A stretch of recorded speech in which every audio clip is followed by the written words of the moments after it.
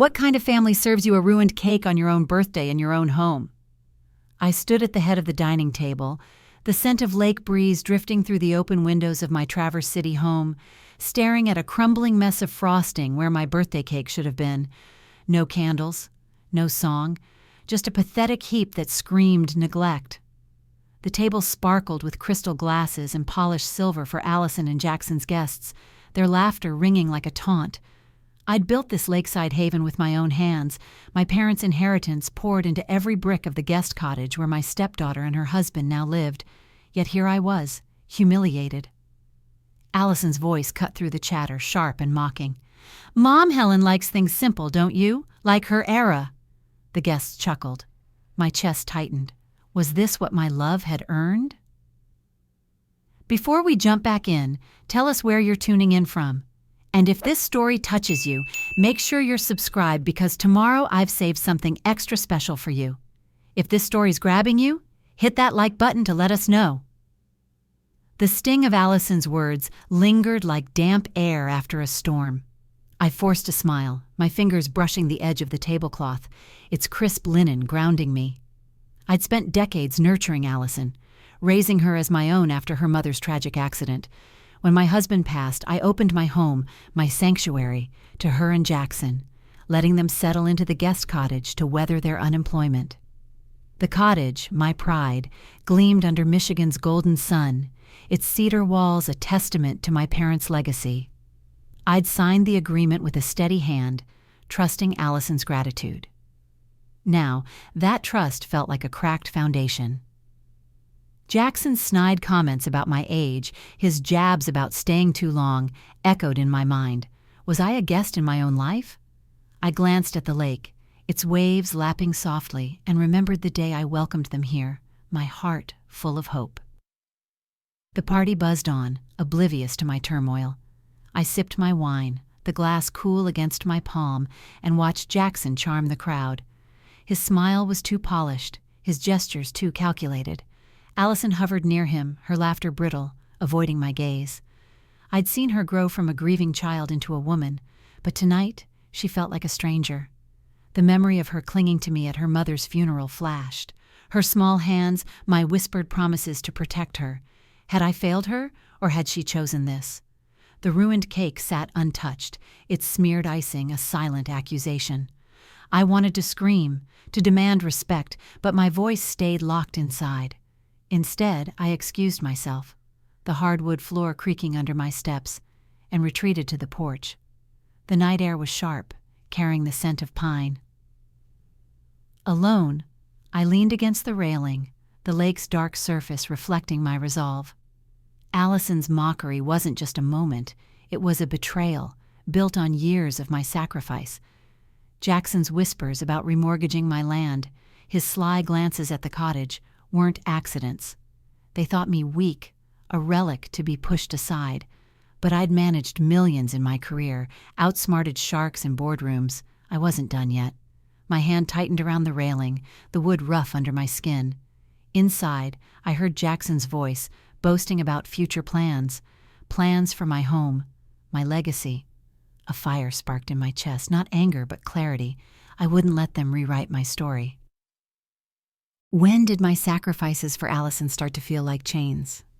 I sat alone on the porch that night, the lake's gentle lapping a faint comfort against the ache in my chest. The party's laughter still echoed from inside, but it was distant, like a memory I couldn't touch. My home in Traverse City, with its sprawling lawns and cedar-scented guest cottage, was supposed to be my sanctuary. I'd built it with love, with sweat, with every penny of my parents' inheritance, for Allison, for family. Yet as I traced the grain of the porch railing, rough under my fingertips, I wondered if I'd been pouring my heart into a void. The stars above glittered coldly, and I let my mind drift back, searching for the moment when gratitude turned to entitlement. I remembered the day Allison came into my life, a trembling 8-year-old clutching a stuffed rabbit, her eyes red from her mother's funeral. The hospital's antiseptic smell still clung to my clothes as I knelt beside her, promising to be her anchor. My husband, her father, was grieving too, but I saw her pain as my own. I didn't have children, but Allison became mine. I tucked her into bed each night, the soft creak of the floorboards under my feet a rhythm of devotion. I read her stories, my voice steady even when exhaustion clawed at me. Her small hand in mine, warm and trusting, made every late night worth it. I'd sit by her bedside, the glow of a nightlight casting shadows on her peaceful face, and think, this is enough. But love demanded more than stories. I was a financial manager then, juggling budgets for a charity that fed thousands. My office smelled of coffee and ink, the air heavy with the weight of responsibility. I'd work late, my shoulders aching, my eyes burning from spreadsheets, to pay for Allison's school, her clothes, her dreams. The clatter of my keyboard was a lullaby for her future.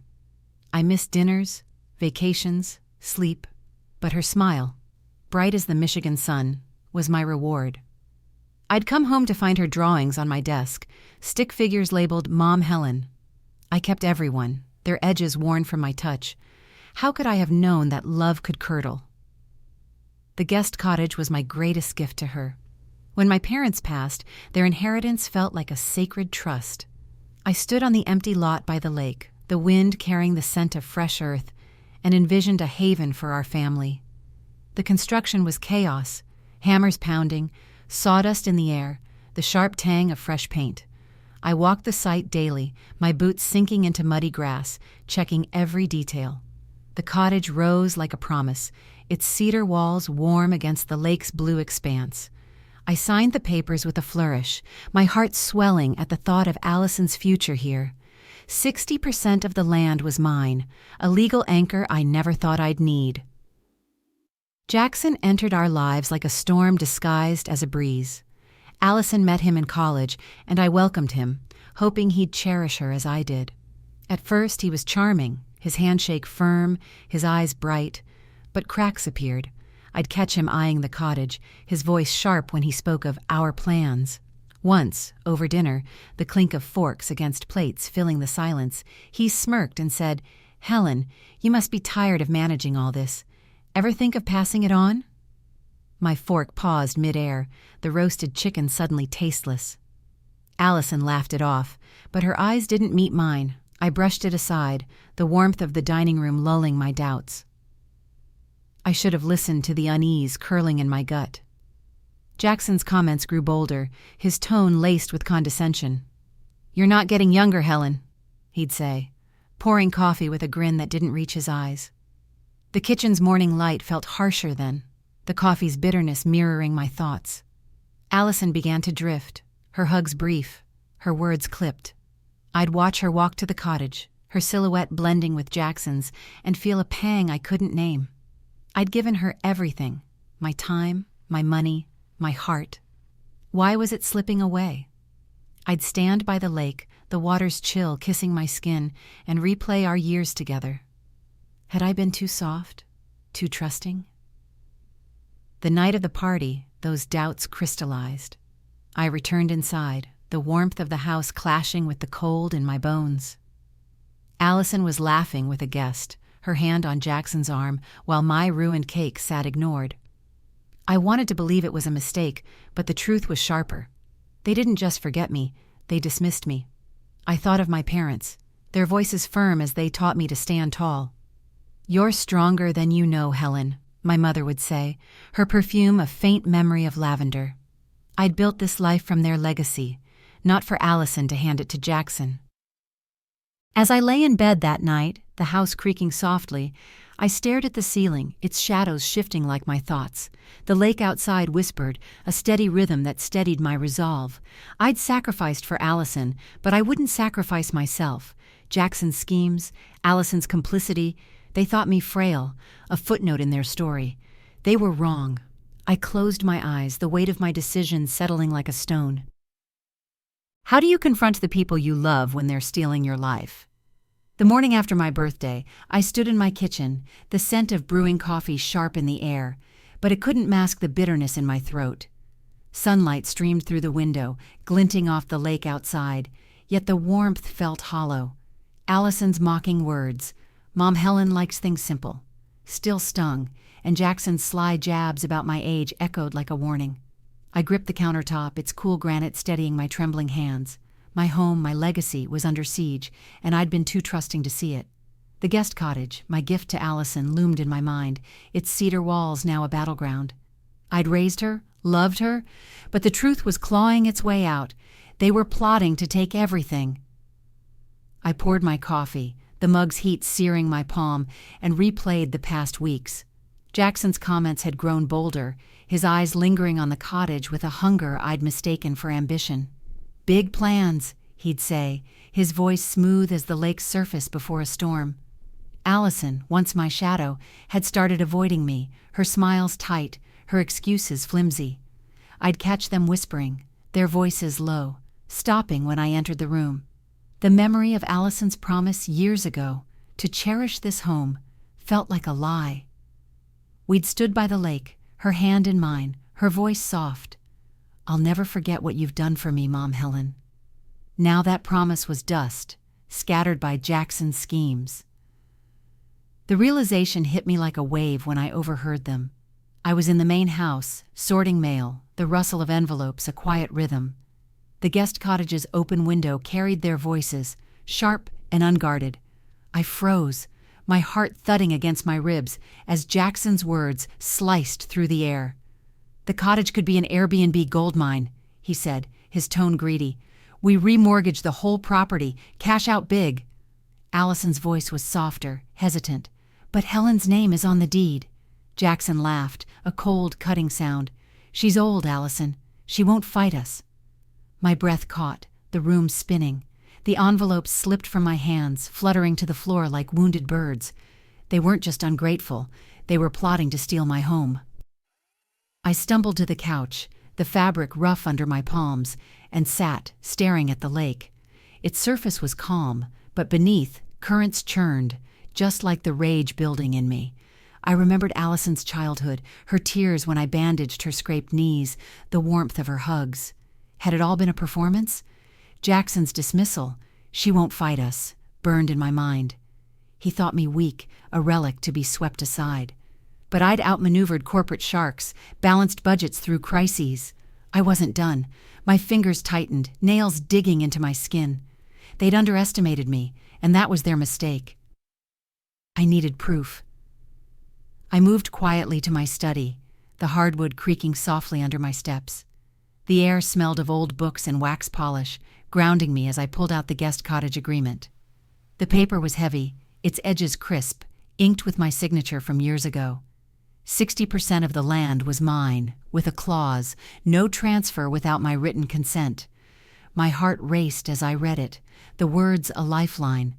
Jackson didn't know. I tucked the document away, my resolve hardening like the oak desk beneath my hands.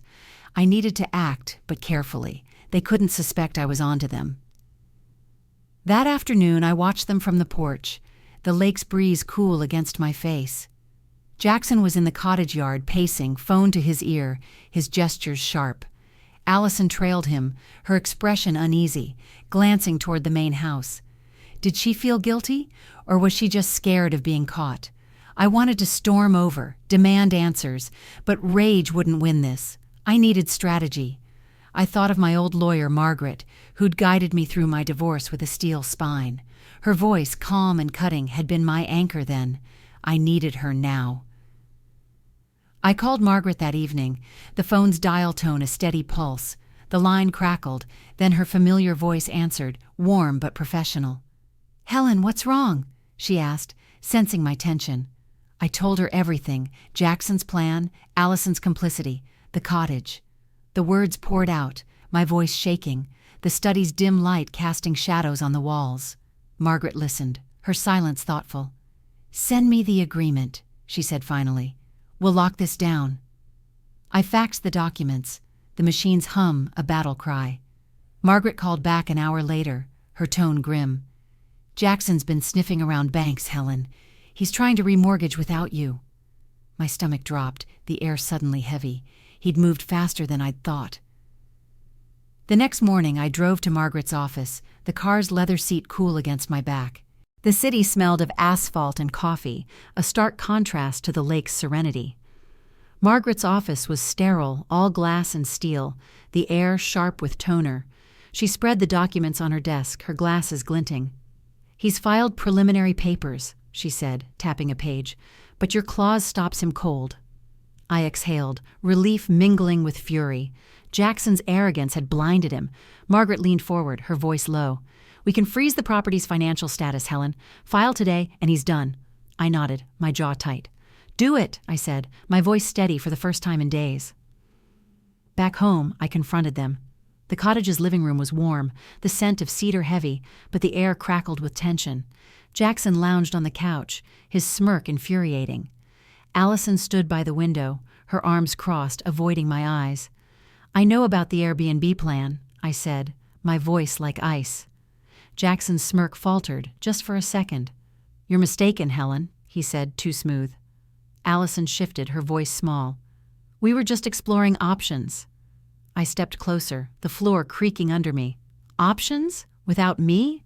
This is my home." Jackson stood, his height looming, but I didn't flinch. "You're overreacting," he snapped.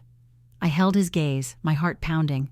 "We'll see," I said, turning away, my pulse roaring in my ears. Preparing and narrating this story took us a lot of time. So, if you are enjoying it, subscribe to our channel. It means a lot to us. What would you do if you were in my shoes? Share your thoughts in the comments. That night, I sat by the lake, the water's chill kissing my skin. The confrontation had shaken me, but it also lit a fire. Jackson's confidence, Allison's silence, they thought they'd won. But I had Margaret, the law, and my own strength. I'd built this life, brick by brick, and I'd fight for it. The stars above were sharp, like the clarity in my mind. I wasn't just protecting my home, I was reclaiming my voice.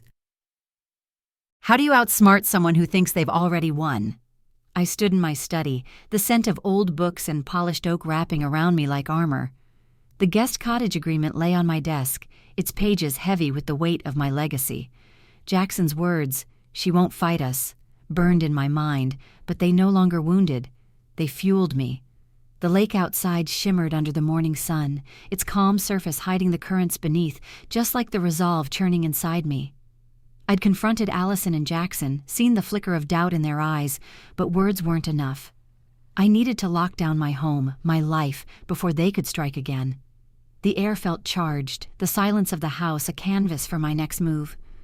I wasn't the frail old woman they imagined. I was Helen Marlowe, and I was ready to fight. I picked up the phone, my fingers steady as I dialed Margaret, my lawyer. The line hummed, a quiet pulse that matched my heartbeat. Her voice answered crisp and familiar, like a lifeline across the years. "Helen, I've got the documents," she said. "We can move now." I exhaled, the tension in my shoulders easing just a fraction. Margaret had been my rock during my divorce, her sharp mind cutting through my ex-husband's lies. I remembered those days, sitting in her office, the leather chair creaking under me, the air thick with the scent of coffee and resolve. I'd signed the divorce papers with a trembling hand, but Margaret's calm assurance had steadied me. "You're stronger than you think," she'd said, her eyes firm. Now, that strength was my weapon. I drove to her office that afternoon, the car's engine a low growl beneath my thoughts. Traverse City unfolded around me, its streets lined with cherry blossoms, their faint sweetness drifting through the open window. But my mind was elsewhere, replaying Jackson's smirk, Allison's silence. The guest cottage, my gift to them, was now their battleground. I gripped the steering wheel, its leather cool and smooth, and let the memory of the cottage's creation wash over me. I'd walked the construction site years ago, my boots sinking into muddy earth, the air alive with sawdust and promise. I'd built it for Allison, for family, never imagining it would become a trap. That naivety was gone now, replaced by a clarity as sharp as the lake's winter ice. Margaret's office was a fortress of glass and steel, the air cool and sharp with the scent of toner. She sat behind her desk, her glasses catching the light, a stack of documents before her. "Jackson's been busy," she said, her voice low, tapping a page. "He's contacted 3 banks trying to remortgage the property." My stomach twisted, the room suddenly too small. Without my consent? I asked, my voice tighter than I intended. Margaret nodded, her expression grim. He's banking on your signature being a formality, but this, she slid the guest cottage agreement toward me, this stops him. I traced the clause with my finger, the ink bold. No transfer without my written approval. 60% of the land was mine. My heart thudded, a mix of relief and fury. Jackson's arrogance was his blind spot. We strategized like generals before a siege. Margaret leaned forward, her pen scratching notes, the sound a quiet rhythm in the sterile room. We filed to freeze the property's financial status, she said. It blocks any loans, any transfers, until the court reviews the deed. I nodded, picturing Jackson's face when his plans crumbled. And Allison? I asked, my voice catching. Margaret's gaze softened. She's complicit, Helen, but we focus on the legal. The clause is ironclad. I swallowed, the weight of Allison's betrayal like a stone in my chest. I'd raised her, loved her, but she'd chosen Jackson's greed over me. The memory of her childhood laughter, bright and pure, flickered, then faded. I couldn't save her from this. I signed the filing papers, the pens scratched loud in the quiet office. Each stroke felt like a brick in a fortress, sealing Jackson out. The fluorescent lights flickered above, casting sharp shadows, and I imagined the cottage, its cedar walls standing firm. Margaret gathered the documents, her movements precise. "This goes to the court today," she said. "Jackson won't know until it's too late." I nodded, my jaw tight, the air tasting of victory and loss. As I left, the city's hum felt distant, my focus narrowing to the fight ahead. I drove home, the lake's expanse unfolding beside me, its waves a steady pulse. I was no longer reacting. I was acting, shaping the battlefield. Back at the house, I watched the cottage from my porch, the evening air cool against my skin. Jackson was outside, pacing, his phone pressed to his ear, his voice clipped. Allison stood nearby, her arms crossed, her gaze fixed on the ground. Did she sense the storm coming? I sipped my tea, the mug's warmth grounding me, and let my mind drift to the years I'd spent building this life. My parents' voices echoed, their lessons carved into me. Stand tall, Helen. I'd managed millions, faced down skeptics, and survived loss. Jackson thought me weak, but he didn't know the fire in me. The lake glittered under the fading sun, its beauty a reminder of what I was fighting for. I moved to my study, the room dim, the scent of wax polish calming. I opened the agreement again, its pages a map of my resolve. The clause was my shield, but I needed more. I called a surveyor to reassess the property's value, the phone's dial tone a quiet drumbeat. "I want every inch documented," I told him, my voice firm. The surveyor agreed, his tone professional, unaware of the war I was waging. I hung up, my pulse steady, and leaned back in my chair. The house creaked softly, its familiar sounds a comfort. I was building a case, brick by brick, and Jackson wouldn't see it coming. That night, I stood by the lake, the water's chill kissing my ankles. The stars above were sharp, like the clarity in my mind. I thought of Allison's childhood, her small hand in mine, and felt a pang. But love couldn't blind me anymore. Jackson's schemes, Allison's complicity, they'd forced my hand. I wasn't just protecting my home, I was reclaiming my strength. The cottage stood in the distance, its windows dark, a silent challenge. I'd built it for family, but family had betrayed me. Now I'd fight for myself. Could I face the family I'd loved and dismantle their betrayal without breaking? The morning of the confrontation, I stood in my living room, the lake's light streaming through the windows, casting long shadows across the hardwood floor. The air smelled of polished wood and the faint tang of my morning coffee, but my pulse thrummed with a different energy. Sharp, electric. In my hands I held the guest cottage agreement, its pages worn but unyielding, like my resolve. Margaret, my lawyer, had filed the motion to freeze the property, and the surveyor's report sat on my desk, a detailed map of my domain. Jackson and Allison thought they could steal my home, my legacy, but today I'd show them who held the reins. The lake outside rippled, its waves a quiet drumbeat to the war I was about to wage. I'd spent the night preparing, my study lit by a single lamp, the scent of ink and paper grounding me. The agreement's clause, no transfer without my consent, was my sword, and Margaret's words echoed, "It's ironclad, Helen." I traced the ink, my fingers steady, and remembered the day I'd signed it, standing in the cottage's unfinished frame, the air thick with sawdust and hope. I'd built it for Allison, for family, never imagining she'd turn against me. The memory of her childhood trust, her small hand in mine, flickered, but I pushed it aside. Love had blinded me once. Now, clarity was my armor. I stacked the documents, their weight a promise, and felt a fire kindle in my chest. I called them to the main house, my voice calm over the phone, betraying none of the storm inside. The living room was ready, its furniture arranged like a stage, the lake's light framing me as I stood by the fireplace. The mantle's cool marble steadied my hand as I waited, the clock's tick a steady pulse. Jackson arrived first, his steps heavy, his smirk intact but strained. Allison followed, her eyes darting, her hands twisting together. They sat on the couch, the cushions sighing under their weight, and I caught the faint scent of Allison's perfume, floral, like the girl I'd raised. But she wasn't that girl anymore. I stood tall, the documents in my hand, and let the silence stretch heavy as the air before a storm. "You tried to remortgage my home," I said, my voice low, cutting through the quiet. Jackson's smirk faltered, his eyes narrowing. "That's nonsense, Helen," he said, leaning back, his tone too smooth. I stepped forward, the floor creaking under me, and laid the agreement on the coffee table, its pages fanning out like a challenge. "This says otherwise," I said, tapping the clause. 60% is mine, and you can't touch it without my signature." Allison's breath hitched, her face paling, but Jackson laughed, a sharp, hollow sound. "You're overreacting," he said, but his fingers twitched, betraying him. I held his gaze, my heart pounding, and saw the first crack in his confidence.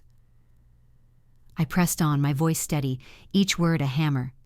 "The banks rejected your loan, Jackson. The property's frozen."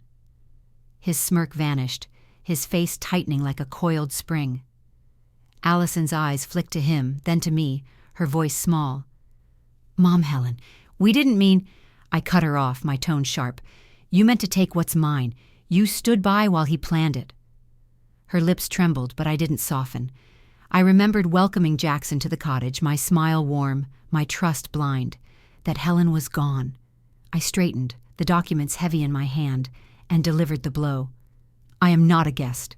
I built this foundation before you knew how to pour coffee." Jackson surged to his feet, his voice rising. "You can't do this, Helen. We'll sue." I didn't flinch, my gaze locked on his. "Try it," I said, my voice ice. "The clause is unbreakable. Margaret's already filed." Allison's hand flew to her mouth, a sob escaping, but Jackson's eyes blazed, his fists clenched. I stood my ground, the lake's light behind me, my shadow long and unyielding. Margaret had warned me. Allison might sue, claiming I'd obstructed them, but the agreement was my shield. The court would see it, and their case would collapse like their lies. The room fell silent, the air thick with their defeat. Jackson's shoulders slumped, his bravado crumbling. Allison stared at the floor, tears streaking her face, but I felt no pity. I'd given her everything, my heart, my home, and she'd chosen greed. The memory of her childhood laughter, bright as the lake's summer waves, stabbed me, but I pushed it down. I turned to the window, the lake's expanse steadying me, its rhythm a reminder of my strength. "You have 30 days to leave," I said, my voice final. Jackson muttered something, his voice low, but I didn't turn. The door slammed as they left, the sound echoing like a gavel. If you're cheering for my victory, smash that like button. What do you think about this moment of justice? Let us know in the comments. I sank into a chair, the cushions soft, the room suddenly too large. My hands trembled, the documents slipping to the table, their edges curling. Relief washed over me, warm as the lake's summer sun, but it mingled with loss. I'd won, but at what cost? Allison's tears, Jackson's defeat. They were my victory, but they carved a hollow in my chest. I walked to the porch, the evening air cool, carrying the scent of pine and water. The cottage stood in the distance, its windows dark, no longer a haven, but a battleground I'd reclaimed. I'd faced them, not with rage, but with the strength I'd forgotten I had. I thought of my parents, their voices firm in my memory. "Stand tall, Helen," my mother would say, her lavender scent a ghost in my mind. I'd built this life from their legacy, managed millions, survived loss. Jackson thought me weak, but I'd outsmarted him. The lake's waves lapped softly, a steady rhythm, and I felt a spark of pride. I wasn't just saving my home, I was saving myself. The stars above glittered, sharp and clear, like the path ahead. I'd won this battle, but the war wasn't over. The property was mine, but what came next? What do you build when the family you loved leaves you with nothing but strength? I stood on the porch of my Traverse City home, the lake's familiar waves lapping in the distance, but my heart was already elsewhere. The guest cottage, once a symbol of my love for Allison, stood empty now, its cedar walls silent after Jackson and Allison's departure. The air carried the crisp scent of pine, but it felt like a goodbye. I'd won my home back, reclaimed my legacy with the guest cottage agreement's unyielding clause, but victory tasted bittersweet. The house, the lake, the memories, they were mine, yet they tethered me to pain. I traced the porch railing, its wood worn smooth by years of my touch, and knew it was time to let go. A new life was calling, one I'd shape on my terms. The decision to sell came quietly, like the lake's tide at dawn.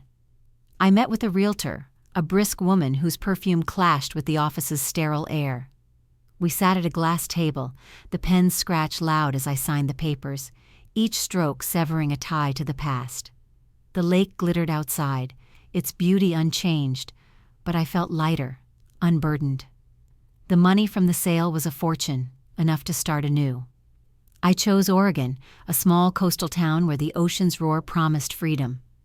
I remembered my birthday, the ruined cake, Allison's mocking laugh. Mom Helen likes things simple. That pain, once a wound, was now my fuel. I packed my life into boxes, the house echoing with the tape's sharp rip, and drove west, the lake fading in my rearview mirror. Oregon greeted me with salt air and crashing waves, the scent of cedar and sea mingling in my new home. The homestay I'd bought was modest, its weathered porch overlooking the Pacific, its rooms warm with the promise of purpose. I walked the property, my boots crunching on gravel, the ocean's rhythm steadying my heart. This wasn't just a house, it was a haven for women like me, those betrayed, dismissed, but unbroken. I hung a sign, Marlowe's Rest, the paint fresh, its letters bold. The first guest arrived a week later, a woman with tired eyes and a story too familiar. "You've built something special," she said over tea, her voice soft, the mug's steam curling between us. I smiled, the warmth of her words sinking deep. Each day, I woke to the ocean's song, its waves a chorus of resilience. I'd walk the beach, the sand cool under my feet, the salt spray kissing my skin. The homestay thrived, its rooms filled with laughter, stories, and healing. I'd sit with my guests, the porch creaking under us, and listen, really listen. Their voices, raw with pain or bright with hope, mirrored my own journey. I thought of Allison often, her betrayal a shadow that lingered. The ruined cake, Jackson's smirk, they were scars, but scars told stories of survival. I'd stand by the ocean, its vastness humbling, and feel a quiet pride. I'd lost a daughter, but I'd found myself. I hired a local handyman to fix the porch, his hammer's steady beat a counterpoint to the waves. We talked as he worked, his hands rough with calluses, his stories of loss and rebuilding echoing mine. "You're strong, Helen," he said one day, wiping sweat from his brow, the sawdust's sharp scent heavy. I nodded, the words settling like truth. Strength wasn't just winning battles, it was choosing to rise. I remembered my parents, their voices firm in my memory. "Stand tall, Helen." Their lavender-scented hugs, their belief in me, had carried me here. The homestay was my legacy now, not of land, but of lives touched, of hearts mended. One evening, as the sun dipped low, painting the sky in golds and pinks, I sat on the porch, a blanket over my shoulders, the wool soft against my skin. The guests were inside, their laughter spilling through the open windows, a sound as warm as the fire crackling in the hearth. I sipped tea, its chamomile soothing, and let my mind wander. The pain of Allison's betrayal, Jackson's greed, it had forged me, not broken me. I'd built this life, not for them, but for me, for others who needed refuge. The ocean roared, its power a mirror to the strength I'd claimed. I was no longer the woman who'd served a ruined cake. I was Helen Marlowe, and I was whole. What lesson did you take away from my journey? Share it in the comments. If this story inspired you, share it with a friend who needs to hear it. As I watched the stars emerge, sharp against the darkening sky, I felt a peace I hadn't known in years. The homestay was more than a business. It was my purpose, a testament to what I'd overcome. I thought of my old life by the lake, its beauty now a memory, and smiled. I'd let go of the pain, not by forgiving, but by building something greater. The waves crashed, steady and eternal, and I knew I was exactly where I was meant to be. But one question lingered, a quiet whisper in the night's embrace. What does it mean to truly value yourself when the world tries to crumble you? I sat at my desk in the Oregon homestay, the ocean's distant roar filtering through the open window, a steady pulse against the quiet night. The desk lamp cast a warm glow, its light pooling on the keyboard where my fingers hovered, ready to write. The air smelled of chamomile tea and cedar, grounding me as I began my story, the one I'd carried since that ruined birthday cake. Marlowe's Rest hummed softly behind me, the laughter of my guests a gentle chorus, their stories of survival echoing my own. I'd built this haven from the ashes of betrayal, and now, a year after leaving Traverse City, I was ready to share the lesson that had reshaped me. The words flowed, each tap of the keys a step toward freedom. I titled the blog post, "They Gave Me Crumbs, I Gave Them Legal Ruin." The words sharp, unapologetic. I wrote of my 69th birthday, the crumbling cake, Allison's mocking laugh. Mom Helen likes things simple. The memory stung, vivid as the lake's chill that night. I saw myself at the party, the clink of glasses, the guests' oblivious laughter, my heart fracturing under the weight of betrayal. I wrote of Jackson's greed, his plan to remortgage my home, and Allison's complicity, her silence louder than any words. The guest cottage, my gift to them, became their weapon, but I'd turned it back with the agreement's clause, its ink my shield. The confrontation played in my mind, Jackson's smirk fading, Allison's tears, and I typed, my fingers steady, the pain now a scar, not a wound. The post poured out, raw and true. I described the lake, its waves a mirror to my resolve, and the cottage, its cedar walls a testament to my parents' legacy. I wrote of my parents' voices, my mother's lavender scent, her firm words, "Stand tall, Helen." They'd taught me to fight, and I had, not with rage, but with clarity. I recounted the legal battle, Margaret's calm precision, the court's gavel sealing Jackson's defeat. I didn't soften the truth. Allison and Jackson left with nothing, their 30 days a countdown to justice. The ocean outside sighed, its rhythm urging me on. I wrote of Oregon, this homestay, the women who found refuge here, their stories weaving with mine. Each word was a brick in a new foundation, one I'd built for myself. I paused, sipping tea, its warmth soothing my throat. The room was quiet, the guests asleep, their presence a comfort. A letter lay on the desk, its envelope creased, Allison's handwriting stark against the white. It had arrived weeks ago, her words trembling on the page.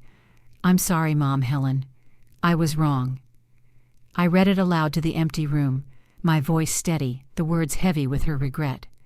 "I didn't see you," she wrote. "Not really." I set it down, the paper cool under my fingers, and felt no urge to reply. Forgiveness wasn't mine to give. Not yet. Maybe never. I'd loved her, raised her. But she'd chosen Jackson's greed. The ocean's roar filled the silence, a reminder that some bridges stay burned. I returned to the keyboard, the screen's glow sharp in the dim room. The blog wasn't just my story. It was a lesson, carved from pain and triumph. I wrote of boundaries, of valuing myself when others wouldn't. They thought me weak, I typed, but weakness is letting others define your worth. I'd spent years giving, my time, my heart, my home, only to be served crumbs, but I'd learned. Love doesn't mean sacrifice without respect. I built this homestay not to hide, but to thrive, to show others they could too. The words flowed, final and fierce. Set boundaries, claim your worth, you are enough. I posted it, the click of the mouse a quiet victory. Within days it spread, shared by women's groups, its title blazing across social media. Comments flooded in, stories of betrayal and resilience, voices I'd never meet but felt in my bones. I sat on the porch, the dawn sky pink and gold, the ocean's salt spray kissing my skin. The homestay woke behind me, the scent of fresh coffee drifting out, the guests' laughter a song of healing. I was 70 now, my hair grayer, my hands worn, but my heart was full. I'd lost Allison, but I'd gained myself, a truth stronger than any deed. Don't miss more stories like this.